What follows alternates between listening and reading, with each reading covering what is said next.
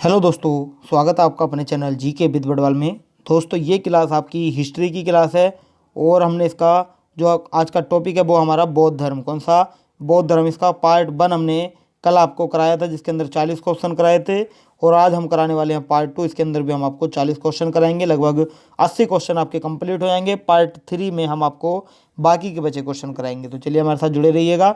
ये क्लास आपकी SSC CHSL और आपका RRC ग्रुप डी, या जिसमें भी आपकी हिस्ट्री पूछी जाती है, आप इस क्लास को बेझिझक ले सकते हैं। और मैं आपको बता दूं, बौद्ध धर्म के इन 3 क्लासों को लेने के बाद में आपको कुछ भी करने की ज़रूरत नहीं है। सारे क्वेश्चन यहीं से फंसते हैं। चलिए क्वेश्चन शुरू करते हैं। जो नया आए हो चैनल को सब्सक्राइब कर लेंगे और बेल आइकन दबा देंगे, ताकि आने वाली हर अपडेट आपको समय पर मिलती रहे। चलिए क्वेश्चन है, निम्न में से किस शासक ने द्वितीय बौद्ध सभा का आयोजन किया था? किस शासक ने किया था? ये किया था कालाशोक ने। किसने? कालाशोक ने किया था। ऑप्शन नंबर बी हो जाएगा राइट आंसर, कालाशोक। पर हम चलते हैं।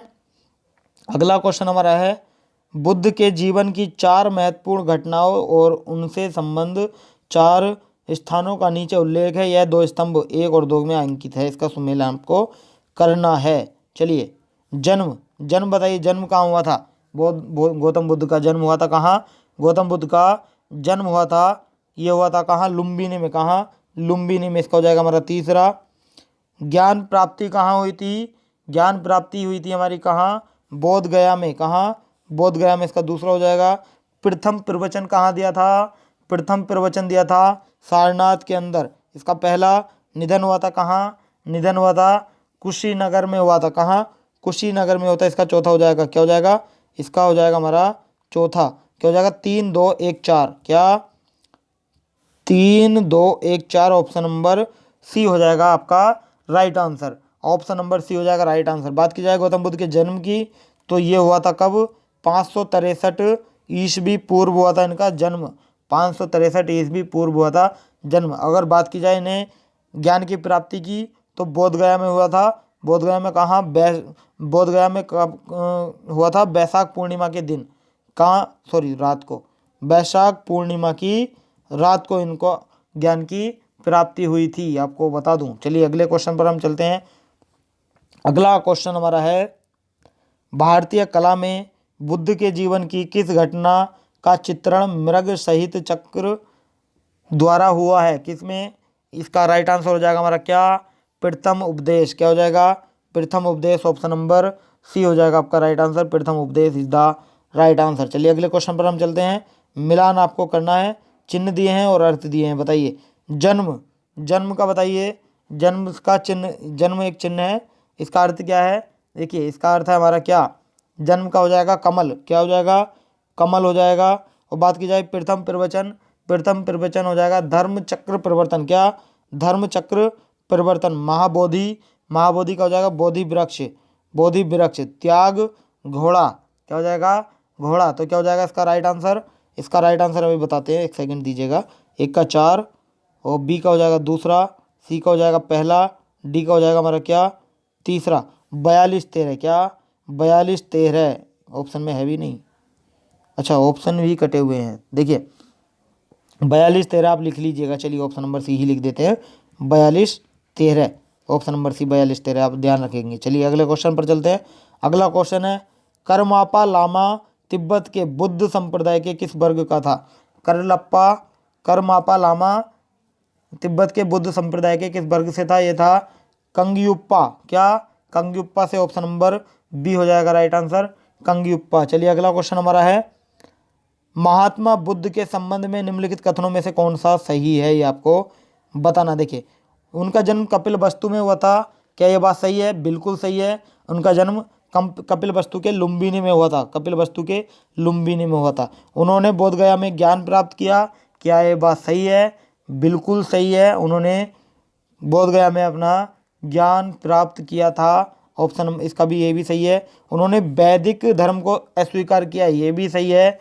और बात की जाए, उन्होंने आर्य सत्य का प्रचार किया था। क्या ये बात सत्य है? बिल्कुल सही है। यानी कि इसके राइट आंसर हमारे चारों हो जाएंगे, 1 2 3 4। Option number D is the right answer. चलिए अगला क्वेश्चन हमारा है, बोध गया में महाबोधि मंदिर बनाया गया जहाँ क्या थे? बोध गया में महाबोधि मंदिर बनाया गया था जहाँ गौतम बुद्ध को ज्ञान प्राप्त हुआ था, वहाँ। ऑप्शन नंबर बी हो जाएगा इसका right answer, Gautam Buddha. Sorry, Gautam Buddha को ज्ञान प्राप्त हुआ था। चलिए अगला क्वेश्चन हमारा है, बोधगया में बोधि वृक्ष अपने वृक्ष की इस पीढ़ी का है, किस पीढ़ी का है ये हमारा है बताना है, तृतीय, चतुर्थ, पंचम या षष्ठम, किसका है बताइए, आंसर करेंगे। बोधि वृक्ष किस पीढ़ी का है, इसका आंसर आप कमेंट करके बताइएगा। चलिए एक क्वेश्चन आपके लिए छोड़ता हूँ, कमेंट करके इसका आंसर बताइएगा। चलिए अगले हम क्वेश्चन पर चलते हैं। अगला क्वेश्चन है, निम्नलिखित में से कौन सा बौद्ध पवित्र स्थल निरंजना नदी पर स्थित है, कौन सा है, निरंजना नदी पर हमारा है कौन सा, बोध गया, ऑप्शन नंबर ए हो जाएगा राइट आंसर, बोध गया है, ये आपको ध्यान रखना है। चलिए अगला क्वेश्चन हमारा है, बुद्ध के उपदेश किससे संबंधित है, बुद्ध के उपदेश संबंधित है किससे, यह संबंधित आचरण की शुद्धता व पवित्रता से, ऑप्शन नंबर डी आपका राइट हो जाएगा, आचरण की शुद्धता व पवित्रता। चलिए अगला है, निम्नलिखित में से कौन बुद्ध के जीवन काल में ही संघ प्रमुख होना चाहता था, कौन चाहता था, ये है देवदत्त, कौन, देवदत्त, ऑप्शन नंबर ए हो जाएगा आपका राइट आंसर। देवदत्त कौन था, देवदत्त बुद्ध का चचेरा भाई था, कौन था देवदत्त, गौतम बुद्ध का चचेरा भाई था देवदत्त, आपको ध्यान रखना है।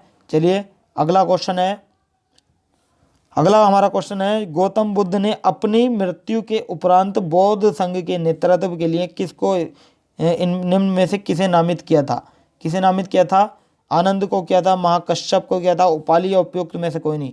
देखिए इसने किया था, इन्होंने जो किया था किसे किया था, इसका राइट आंसर तो हो जाएगा हमारा क्या, ऑप्शन नंबर डी हो जाएगा, उपरोक्त में से कोई नहीं।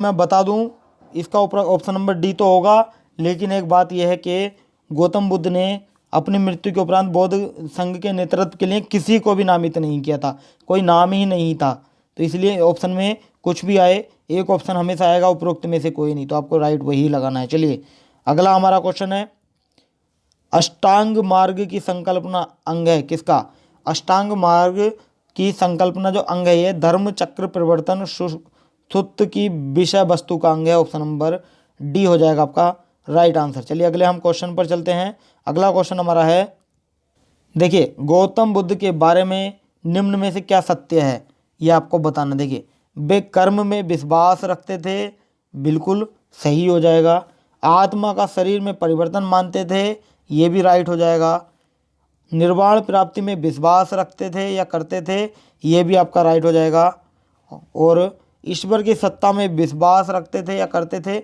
ये गलत हो जाएगा, यानी कि हमारे पहले तीन राइट हो जाएंगे, ऑप्शन नंबर ए हो जाएगा आपका राइट आंसर। चलिए अगले क्वेश्चन पर हम चलते हैं। अगला क्वेश्चन है, बौद्ध संघ में भिक्षुणी के रूप में स्त्रियों के प्रवेश की अनुमति बुद्ध द्वारा दी गई थी, कब दी गई थी, कहाँ दी गई थी, ये दी गई थी वैशाली में, कहाँ, वैशाली में, ऑप्शन नंबर बी हो जाएगा आपका राइट आंसर, वैशाली में दी गई थी। और बौद्ध संघ में सर्वप्रथम क्या, सर्वप्रथम शामिल होने वाली स्त्री कौन थी, महाप्रजापति गोमती, कौन, महाप्रजापति गोमती थी, आपको ध्यान रखना, महाप्रजापति गोमती आपका राइट हो जाएगा। चलिए अगले क्वेश्चन पर हम चलते हैं। अगला है, त्रिपिटक क्या है, त्रिपिटक क्या है, मैं आपको बता दूं त्रिपिटक जो है ये क्या है। देखिए त्रिपिटक हमारा बुद्ध के उपदेशों का संग्रह, ऑप्शन नंबर डी हो जाएगा आपका राइट आंसर, त्रिपिटक। चलिए अगला क्वेश्चन है, त्रिपिटक ग्रंथ किस धर्म से संबंधित है, त्रिपिटक ग्रंथ हमारा बौद्ध धर्म से संबंधित है, ऑप्शन नंबर बी आपका राइट हो जाएगा। अगला हमारा क्वेश्चन है, माफ करना, त्रिपिटक निम्नलिखित में से किससे संबंधित है, त्रिपिटक निम्नलिखित में से जो संबंधित है वो किससे संबंधित है, ये संबंधित हमारा बौद्धों से, ऑप्शन नंबर बी आपका राइट हो जाएगा, बौद्धों से संबंधित है। चलिए नेक्स्ट है, निम्नलिखित में से किस बौद्ध ग्रंथ में संघ जीवन के नियम प्राप्त होते हैं, किस बौद्ध ग्रंथ में होते हैं संघ जीवन के नियम प्राप्त, ये होते हैं किसमें, ये होते हैं हमारे विनय पिटक में, किसमें, विनय पिटक में होते हैं, ऑप्शन नंबर बी आपका राइट हो जाएगा, Vinaya Pitaka is the right answer. चलिए अगला हमारा क्वेश्चन है, यमक बुद्ध पिटक से संबंधित है क्या, यमक बुद्ध पिटक से संबंधित है, अभिधम्म क्या, अभिधम्म है, ऑप्शन नंबर सी हो जाएगा आपका right answer, Abhidhamma is the right answer. चलिए अगला क्वेश्चन हमारा है, निम्न में से किस बौद्ध साहित्य में महात्मा बुद्ध के नैतिक एवं सिद्धांत संबंधित प्रवचन संकलित हैं, किसमें हैं, ये हमारे हैं किसमें, सुत्त पिटक में है, किसमें, सुत्त पिटक में, ऑप्शन नंबर डी हो जाएगा right answer, Sutta Pitaka is the right answer. चलिए अगले हमारा क्वेश्चन है, अगले क्वेश्चन पर चलते हैं। अगला क्वेश्चन है, बौद्ध धर्म में त्रिरत्न का क्या अभिप्राय है? त्रिरत्न का अभिप्राय हमारा क्या? बुद्ध धम्म संघ। ऑप्शन नंबर बी हो जाएगा राइट आंसर, बुद्ध धम्म संघ। चलिए अगला क्वेश्चन हमारा है, प्राचीन भारत के बौद्ध मठों में पबरन नामक समारोह आयोजित किया जाता था, जो संघ परिनायक और धर्म एवं विनय धर्म तथा विनय विषयों पर एक एक वक्ता को चुनने का अवसर होता था। गलत है। नेक्स्ट है, वर्षा ऋतु के दौरान मठों में प्रवास के समय भिक्षुओं द्वारा किए गए अपराधों की स्वीकारोक्ति का अवसर होता था। ऑप्शन नंबर बी आपका यहाँ राइट आंसर हो जाएगा, option number B is the right answer. चलिए अगला हमारा क्वेश्चन है, अशोकाराम बिहार निम्नलिखित में से किस स्थान पर स्थित है? ये स्थित हमारा किस पर? पाटलिपुत्र पर। किस पर? पाटलिपुत्र पर। ऑप्शन नंबर बी आपका राइट आंसर हो जाएगा। चलिए अगले क्वेश्चन पर हम चलते हैं। अगला क्वेश्चन है, विश्व का सबसे ऊंचा कहा जाने वाला विश्व शांति स्तूप बिहार में कहाँ है? ये विश्व शांति स्तूप है हमारा कहाँ? राजगीर में। कहाँ?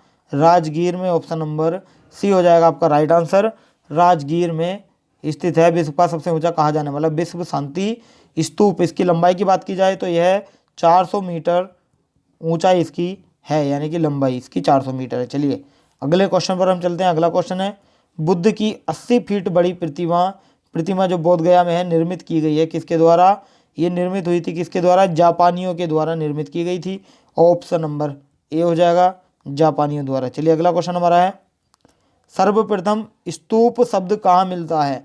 सर्वप्रथम स्तूप शब्द मिलता है ऋग्वेद में। कहाँ? ऋग्वेद में। ऑप्शन नंबर ए हो जाएगा राइट आंसर, ऋग्वेद में मिलता है। चलिए अगला क्वेश्चन हमारा है, वह स्तूप स्थल जिसका संबंध भगवान बुद्ध के जीवन की किसी घटना से नहीं रहा है, वह क्या है? वह है हमारा क्या? सांची। क्या है? सांची है। ऑप्शन नंबर बी हो जाएगा right answer, Sanchi is the right answer. चलिए अगला क्वेश्चन हमारा है, निम्नलिखित स्तूपों का सही तैथिक क्रम कालानुक्रम क्या है? ये आपको बताना है। चलिए इसका आंसर आपको कमेंट करना है, कमेंट करके इसका आंसर बताइएगा। चलिए छोड़ते हैं इसको आपके लिए। चलिए अगला क्वेश्चन हमारा है, देखिए, संसार अस्थिर और क्षणिक है, इसका निम्न में से किससे संबंधित है? ये संबंधित है बौद्ध से। किससे?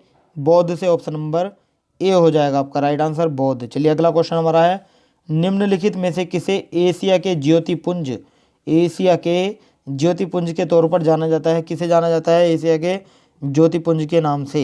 ये जाना जाता है गौतम बुद्ध को। ऑप्शन नंबर ए हो जाएगा राइट आंसर। अगर थोड़ा समझ में नहीं आ रहा है तो एशिया के ज्योतिपुंज का मतलब है लाइट ऑफ एशिया। क्या?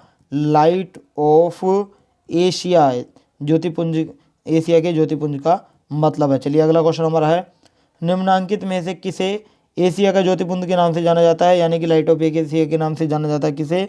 ये क्वेश्चन ये है भगवान बुद्ध को। ऑप्शन नंबर बी हो जाएगा राइट आंसर। ये अगला क्वेश्चन है, सर एडविन अर्नोल्ड की पुस्तक द लाइट ऑफ एशिया आधारित है किस पर? यह आधारित है किस पर आधारित है? आंसर करेंगे, यह आधारित है ललित विस्तार पर। किस पर है? ललित विस्तार पर आधारित है। ऑप्शन नंबर बी हो जाएगा आपका राइट आंसर, ललित विस्तार पर आधारित है। और इस पुस्तक का प्रकाशन कहाँ किया गया था? लंदन में किया गया था। कब किया गया था? 1879 में किया गया था, 1879। चलिए अगला क्वेश्चन हमारा है, बौद्ध धर्म के महायान और हीनयान संप्रदायों में सर्वाधिक मौलिक अंतर निम्नलिखित में से कौन सा है? इसका राइट आंसर हो जाएगा हमारा क्या? देवी देवताओं की पूजा। ऑप्शन नंबर सी हो जाएगा इसका राइट आंसर। चलिए अगला क्वेश्चन है, गौतम बुद्ध को एक देवता का स्थान किस राजा के युग से प्राप्त हुआ? ये हुआ किस राजा के युग से? कनिष्क के। ऑप्शन नंबर बी हो जाएगा राइट आंसर आपका, कनिष्क। चलिए अगला क्वेश्चन है, भारत में पहले जिस मानव प्रतिमाओं को पूजा गया वह कौन सी थी? वो थी बुद्ध की। ऑप्शन नंबर सी हो जाएगा राइट, बुद्ध की थी। चलिए अगले क्वेश्चन पर हम चलते हैं। अगला क्वेश्चन हमारा है 77वां, देश में निम्न में से किसने मूर्ति पूजा की नींव रखी थी? मूर्ति पूजा की नींव किसने रखी थी? बौद्ध धर्म ने रखी थी मूर्ति पूजा की नींव। ऑप्शन नंबर बी आपका यहाँ राइट आंसर हो जाएगा, option number B is the right answer. चलिए अगले क्वेश्चन पर हम चलते हैं। अगला क्वेश्चन है, गांधार शैली की मूर्ति कला में बुद्ध के सारनाथ में हुए प्रथम धर्मोपदेश में से संबंध प्रवचन मुद्रा का नाम आपको बताना है। इसका राइट आंसर हो जाएगा हमारा क्या, धर्म चक्र। ऑप्शन नंबर सी आपका राइट हो जाएगा, धर्म चक्र। चलिए अगला क्वेश्चन हमारा है, बुद्ध की खड़ी प्रतिमा निम्न में से किस काल में बनाई गई। बुद्ध की खड़ी प्रतिमा जो बनाई गई थी वो बनाई गई थी कुषाण काल में। ऑप्शन नंबर बी हो जाएगा आपका राइट, कुषाण काल। चलिए अगला क्वेश्चन हमारा है, भगवान बुद्ध की प्रतिमा कभी कभी एक हस्त मुद्रा युक्त दिखाई गई जिसे भूमि स्पर्धा मुद्रा कहा जाता है। यह किसका प्रतीक है, यह किसका प्रतीक है। इसका राइट आंसर करेंगे, मार पर दृष्टि रखने एवं अपने ध्यान में विघ्न डालने से मार को रोकने के लिए बुद्ध का धरती का आह्वान। या फिर अगला है हमारा, मार के प्रलोभनों के बावजूद अपनी शुचिता और शुद्धता का साक्षी होने के लिए बुद्ध का धरती का आह्वान। इसका राइट आंसर होगा हमारा option number B. Option number B हो जाएगा right answer. Option number B is the right answer. चलिए आज का सेशन हमारा यहीं समाप्त होता है। हमने आपको आज पार्ट 2 में 41 से लेकर के 80 क्वेश्चन कराए हैं। पार्ट 1 में हमने 1 से 40 कराए थे, यानी कि 40 क्वेश्चन हुए हमारे पार्ट 1 में, 40 क्वेश्चन हुए हमारे पार्ट 2 में। बाकी के 40 क्वेश्चन हम कराएंगे पार्ट 3 के अंदर, यानी पार्ट 3 आपको कल देखने को मिलेगा। हमारे साथ जुड़े रहिएगा। जो नया है वो चैनल को सब्सक्राइब कर देंगे और बेल आइकन दबा देंगे ताकि आने वाली हर अपडेट आपको समय पर मिलती रहे। इस क्लास की PDF के लिए आप हमें टेलीग्राम चैनल पर ज्वाइन करें, डिस्क्रिप्शन में उसका लिंक मिल जाएगा, वहाँ जाकर आप हमें ज्वाइन कर सकते हैं। तो आज के लिए इतना ही, कल फिर मिलते हैं नेक्स्ट टॉपिक के साथ। Thank you so much.